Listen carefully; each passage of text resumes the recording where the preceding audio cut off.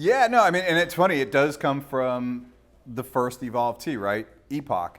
Our club customers started asking us for ball markers and repair tools. They send us orders for them, and we didn't even make them, as they were smarter than us. So, we started making ball markers and repair tools, and as soon as we invest all of this capital in, the injection molding tooling to make them, and can you do metals?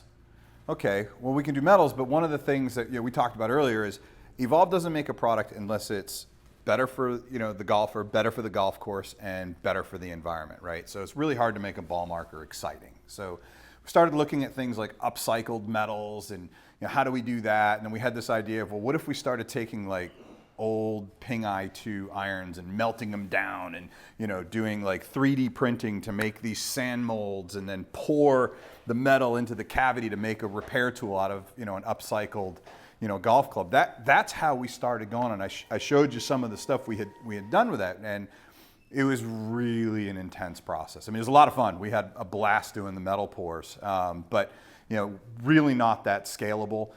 So we started looking to partner with local blacksmiths and doing blanks and flats, and how do we then, again, same as the sock, how do we add customizations to it? How do we create different looks and finishes and create that that hand-forged, crafted element to the product, but still have it be part of our brand, right? So the P1RX repair tool was a very unique shape, and we put a lot of time to that, but then we had to flatten it down into something that was pretty simple. So it was a lot of fun to add like, a bottle opener to it, but it really comes down to having unique identity to it, patinas, hand-forged elements. It just becomes a custom piece, and while we'll make a bunch of them at the same time, no two are ever really alike, and that's a lot of fun. Yeah, I mean, and I talk about the things that we try a lot. Like one of the things we didn't talk about was I love restoring old BMWs. And I had this idea to go to the local pick and pull and grab an old leather seat out of the back of a 1987, I think it was a 325. And cut up all the leather off of it and take some of these stamps that we had done for our customers for the metals and cut the leather goods out and see if we could make like a sheath that went into it, and would the stamp work with the leather goods, and that was like kind of a unique upcycled piece. Like, so we're looking at things like that, and you get inspiration from all different places. But the upcycling part of it is really fun. How do you repurpose stuff? Like repurposing a soda bottle into a head cover prototype, and this is 100% post-consumer recycled Pepsi, at the end of the day.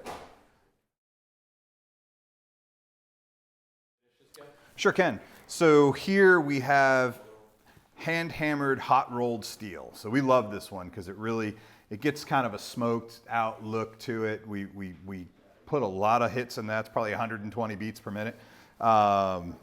It's a lot of fun to play loud music when you're making those. Actually, all of these I did was hand-hammered. Here is an antiqued process where we're having fun with chemistry.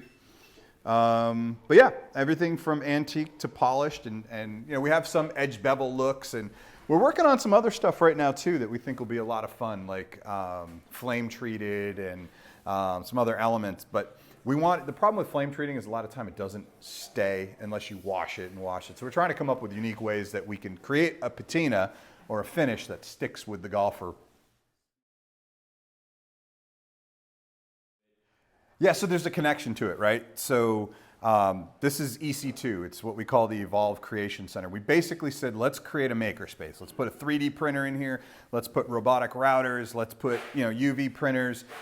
Let's figure out how to make things, and it's a lot of fun to create.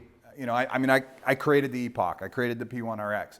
This is something where as we've grown, I've been able to get a lot of creative people around me that inspire us to do new things and to try new product lines, and it's just fun to make. And then there's some things that we build here that may never become an Evolve Golf product, but I think just having the ability to make products that you've gone from just this simple idea board all the way through to prototype to production is just a lot of fun.